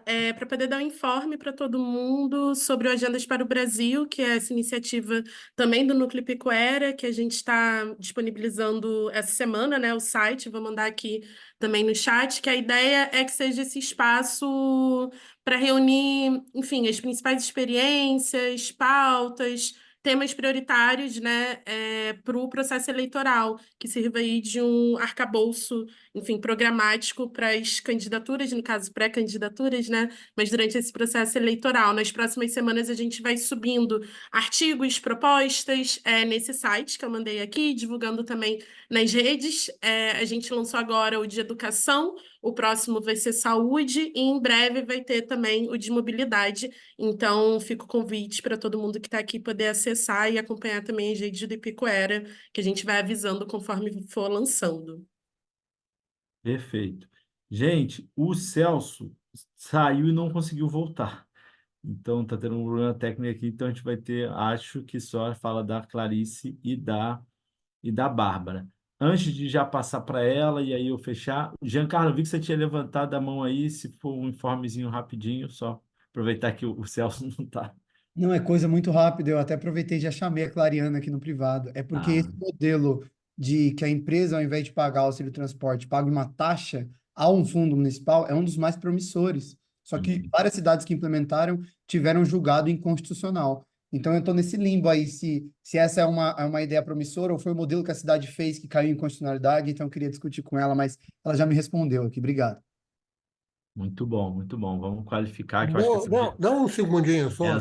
vamos, fala, Luiz. É só dizer que a grande discussão é como a gente vai arranjar o financiamento.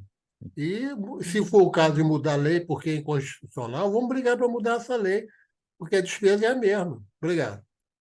Perfeito. Precisa de grana, tá certíssimo, na música. Passar a bola para Clarice. Clarice, fica à vontade aí para.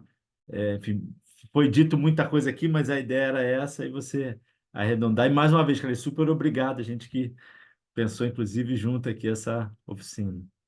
Tá bom, obrigada, Henrique. Eu queria agradecer aí tudo o que foi dito nessa última hora.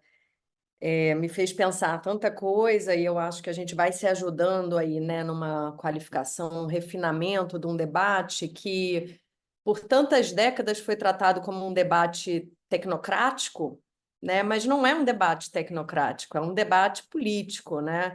A gente tem muito essa fala assim, falta planejamento. Gente, não falta planejamento, né? Há um planejamento muito bem direcionado, né, muito bem feito, na verdade, para gerar essa situação de caos na mobilidade, que Rebeca fala, que mais alguém, eu acho que a pessoa do Belém, o cara do Belém também falou, não tem, a gente tem que tem que dar um passo para trás para falar de transporte público, porque é tudo tão precário, né? Então isso é um resultado de uma política, né? E eu acho que é até interessante, porque, por exemplo, a discussão da tarifa zero, né, nos espaços dos especialistas de transporte, é discutido assim num ponto de vista, mas a demanda vai dar, não vai dar, porque a precarização.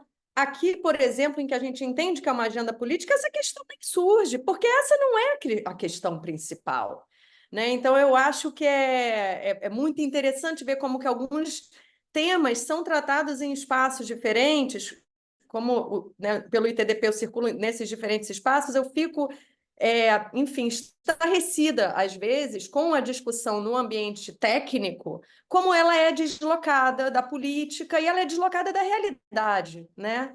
Do que acontece, de fato, nas cidades e nas periferias. Então, acho muito rica esse entendimento dessa dimensão política dessa agenda, né?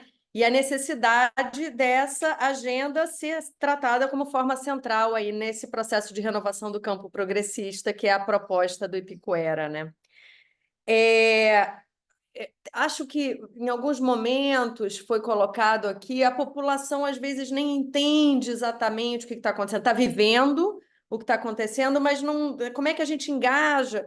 E acho que a gente tem um problema de origem aí nessa temática, que é que o carro ainda é colocado, né? O modelo do carro ainda é colocado assim, né? Ocupa um espaço simbólico no imaginário da população, como quando eu puder, eu vou comprar meu carro, quando eu puder, eu vou comprar minha moto, ainda que isso signifique um endividamento de né, muitos meses ou anos, mas eu vou sair do transporte público porque essa vai ser a minha ascensão, o carro ainda ocupando esse espaço assim da eficiência, da cidade moderna, né, da cidade que avança do progresso. E isso vem em paralelo, ele vem junto com esse desincentivo, esse desinvestimento aí no transporte público e em outras infraestruturas. São processos, são todos parte do mesmo mecanismo, né? Então, acho que é muito importante a gente conseguir dar uma materialidade para o impacto negativo desse sistema, né? E a gente precisa trazer isso para as agendas que tocam as pessoas, né, no seu dia a dia.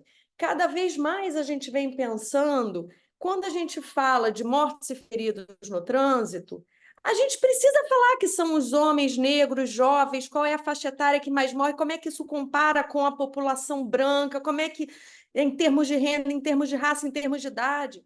Quando a gente fala da poluição do ar, a gente precisa falar que as crianças respiram 4 vezes mais rápido, portanto, inalam muito mais ar poluído, que são os nossos filhos, que estão na altura das válvulas de escape dos veículos, que, portanto, qual é o impacto nas crianças? Qual é o impacto nas grávidas, que têm o sistema imunológico mais fragilizado? Qual é o impacto na terceira idade, que tem o seu sistema imunológico? A Rafaela citou aqui várias questões relacionadas com saúde, a gente precisa trazer isso, porque sobre isso a população entende, porque é o seu filho que está com bombinha. Na geração aqui da minha geração para cima, na nossa infância, não tinha criança usando bombinha. Hoje em dia, eu fui um dia falar na escola dos meus filhos, tem uns 10 anos já isso, e eu falei, quem aqui, eram uns 5 anos que eles tinham, quem aqui usa bombinha? Porque eu estava falando de transporte. Mais de metade da classe levantou o braço. A bombinha é uma coisa normal na vida das famílias, né? Então, a gente precisa trazer para essa realidade. Eu estou já concluindo.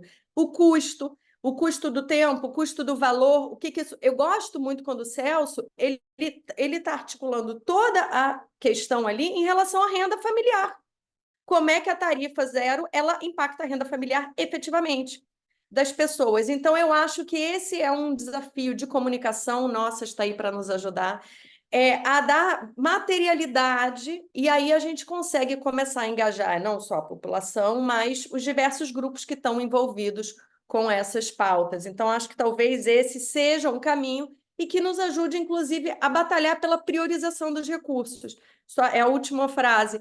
A Rafa fala, tem um monte de ônibus elétrico aí. Para onde é que os ônibus vão? Para onde é que os ônibus limpos vão? Para onde é que vão os ônibus sujos? Né? Então, a gente tem que falar sobre essa priorização a partir dessa perspectiva, né, de gênero, raça, renda, idade. Como é que a gente está, de fato, vulnerabilizando ainda mais alguns grupos da nossa sociedade? Porque ninguém nasce vulnerável, é a gente quem vulnerabiliza, né? Então, acho que esse é um caminho aí que eu vejo da comunicação mesmo. Queria agradecer, acho que é isso, né? Agora eu já agradeço e estou aqui ouvindo ainda todos e todas, tá? Foi um prazer participar aqui dessa discussão. Muitíssimo obrigado, cara. E sempre aprendo muito com você, e eu acho que é isso. Você ajuda nessa reta final a traduzir essa questão da mobilidade, que não é uma questão técnica, é uma questão política, e trazer isso para o dia a dia da população, das crianças. Muito obrigado. E a gente vai, né, compartilhar o conteúdo que o ITDP vai produzir, né, no nosso material, no nosso site, né, no Agendas para o Brasil, para isso ajudar a nutrir quem vai disputar a eleição. Vi que o Celso Haddad voltou, que bom que ele está aqui. Então, vou passar para a Bárbara Barbosa para também fazer as considerações finais delas, depois o Celso e a gente encerra. Bárbara, palavra com você. Eu me considero bem caro, assim, o que Clarice traz, né? Porque não falta, no fim das contas, não falta nem planejamento, né? Não falta realmente que tudo seja alinhado, né? No Lua Clima a gente ficou muito estarrecido, assim, porque a gente só conseguia, inclusive, mensurar o que era palpável, né?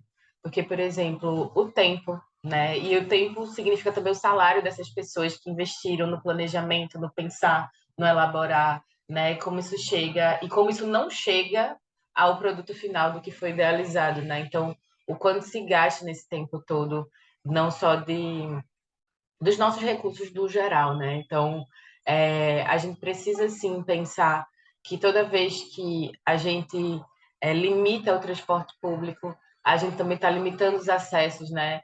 Eu até sempre repito isso, né? Que a mobilidade é a política pública que une todas as políticas públicas, né? Porque se você não consegue chegar ao trabalho, à escola, ao lazer, à saúde, ficou, né? Então, a gente precisa pensar sobre isso. E até contando aqui, tem um pouquíssimo tempo, mas a minha história, né? Eu sou neta de ciclista. Então, meu avô fez parte daquelas pessoas, meu avô e minha avó fizeram parte das pessoas que foram retiradas do centro da cidade, né, para as regiões mais periféricas. E como deslocamento, ele precisava minimamente se deslocar mais 3 quilômetros andando, porque era onde terminava o último bondinho. Então, ele fez essa migração quando chegou em Recife para a bicicleta. E isso mostra o quanto isso ainda é reverberado, né? Isso mostra o quanto as regiões periféricas, até o nome dele estava aqui, Giancarlo, né? Ele mostra que, sim, quando a gente limita os acessos, a gente também está favorecendo o racismo nesse lugar, né? Se eu não tenho acesso à educação, se eu não tenho acesso ao trabalho, isso vai fazer com que eu não consiga galgar outros espaços, né? Então, para me deslocar, eu preciso passar 2, 3 horas dentro de um transporte, né? Porque esse transporte ele não é priorizado, né, no transitar da cidade, também faz com que esse meu tempo que não está sendo utilizado dessa forma, ele também vai ser trazido como uma lacuna mesmo, né? A gente está sempre ali fomentando racismo dentro dos próprios racismos, né? Que já estruturalmente a gente vai colocando, né? E é isso, gente. Fico aqui à disposição de vocês, né? Que a Amiciclo como um todo, assim, nossa plataforma de dados, ela está sempre aberta. Vocês podem entrar a partir de amiciclo.org ou dados.amiciclo.org. Vocês vão ter acesso a toda a nossa plataforma, em que a gente compila lá não só a parte de contagem de ciclista, a pesquisa perfil de ciclista, né? Entendendo quem são essas pessoas que Clarice traz, né? Quem são essas pessoas, qual é a renda delas, né? de onde para onde elas se deslocam, quantos quilômetros elas fazem por dia, né? Então a gente faz esse mapeamento. Qual o gênero dela, né? Uma das minhas pautas dentro da Bike Anjo é a parte de gênero, né? Mostrando que a mulher que pedala é muito diferente do homem que pedala. A cidade é diferente para nós, né? E eu, sendo uma mulher preta, é uma cidade completamente diferente, né? Porque faz com que muitos espaços não sejam espaços feitos para mim, né? Então, são espaços mais escuros, são espaços que tiram a minha segurança, que tiram o meu direito de ir e vir, né? Que eu tenho que fazer algumas outras intervenções para poder chegar. Então, quando a gente está aqui enquanto sociedade civil, inclusive fazendo com que esse mapeamento do que acontece, por que acontece e como acontece, fique de maneira mais acessível, né, às pessoas.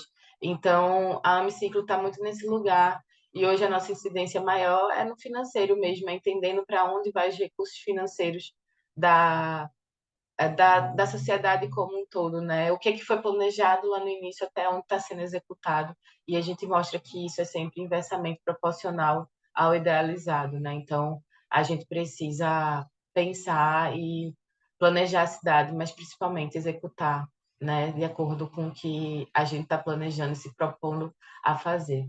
Então é isso, gente. Fica aí o espaço aberto para caso vocês queiram depois trocar mais ideias, tá? Valeu, Bárbara, muito obrigado. Falou exatamente na hora que tocou o alarmezinho. E sim, vamos compartilhar o material da Amiciclo também, né, no site Agendas para o Brasil, para que esse conhecimento que vocês produziram reverbere. E é isso, e a gente ser um aliado também da campanha Triplo Zero nas eleições 2024. Vou passar a palavra para o Celso Haddad para fazer as considerações finais dele também. Celso, cadê você aqui nos quadradinhos? Ele estava aqui. Acho que caiu, né, gente? Fernanda? Caiu. Bom, ele tinha Ele caído, caiu. entrou no outro celular. Tá, beleza. A gente deu o nosso horário aqui. A gente vai encerrar. Só queria reforçar, pessoal, a gente compartilhou aqui o link dos vários canais, né? Então, segue a gente aí, rede social, Instagram, tem o nosso canal no YouTube, onde esse encontro vai ficar registrado. Também tem podcast, Spotify, enfim. E, sobretudo, a nossa newsletter também. Fica aqui um convite reforçado para se cadastrar na nossa newsletter e receber não só as informações dos próximos encontros, mas também essa curadoria de conteúdos que a gente tem feito para qualificar, fortalecer o debate progressista, digamos assim, de direitos nas eleições de 2024. Então, mais uma vez, obrigado a Clarice, a Bárbara, ao Celso, a todos que participam. O Celso está aqui agora, voltou, Celso? Acabou de entrar de novo. Deixa eu só, já estava me despedindo aqui, Celso. Já fiz a minha despedida, então você vai fazer só a sua fala final aqui para a gente encerrar. E eu estava te agradecendo muito, parabéns pela essa experiência incrível de Maricá e que ela possa ser replicada em outros lugares do Brasil. Tá, obrigado mais uma vez, Henrique. Desculpa aí, a rua está sem luz, o celular caiu, aí eu tive que entrar de novo. Mas, mais uma vez, aí, agradecer a presença no debate, o convite, a participação de vários aí Licínio e outras pessoas que já tiveram debate, Rafaela e outras tantas pessoas com relação a transporte, mobilidade, tarifa zero. Acho que é muito importante essa discussão, muito cuidado de trazer à tona isso, obviamente, nas eleições municipais, que, como eu trouxe aqui para vocês, é literalmente uma decisão política na execução do executivo. E acho muito importante esse fórum, esse debate com relação aos nossos direitos, né? Que, obviamente, isso tudo ocasiona mais das pessoas que mais precisam, obviamente, um acesso a todos, mas que mais precisam, impacta muito mais, isso dói no bolso da gente, do cidadão, das famílias que mais precisam. E, obviamente, se vocês quiserem, aqui em Maricá, a empresa pública de transporte estará presente em todos os debates e podemos trazer por direito a todos com relação ao transporte. Obrigado mais uma vez. Valeu, Celso. Muito obrigado. E, pessoal, um excelente dia para vocês. Boa tarde, boa semana e a gente segue em contato aqui. Valeu, obrigado.